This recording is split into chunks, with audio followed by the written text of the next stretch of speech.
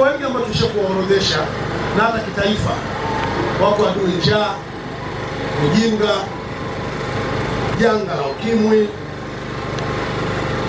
Wako maadui wengi, lakini sasa hivi ndani ya wilaya yuko adui ambaye siku hii ya leo nitumie nafasi rasmi kumtangaza rasmi ni adui mpya ambaye anatupeleka pabaya, hasa kwenye swala la mazingira na nishati.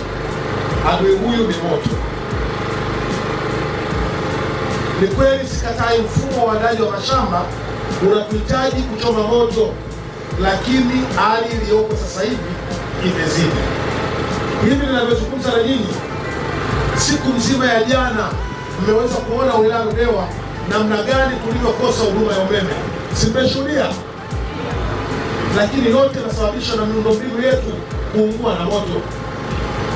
Lakini hivi ninavyozungumza, kijiji cha Nindi, Mtumbati, Mtwimbili, Lupingu, Lifuma mpaka Makonde hawana huduma ya umeme, lakini yote ni kwa sababu ya moto.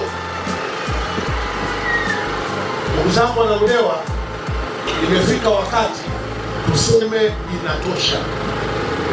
Nitumia nafasi hii nalielekeza jeshi la polisi kwa kushirikiana na jeshi la akiba pamoja na watendaji wa kata na vijiji kuwafuatilia na kuwakamata na kuwachukulia hatua watu wanaochoma moto bila kufuata taratibu, ili majanga haya yaweze kupungua.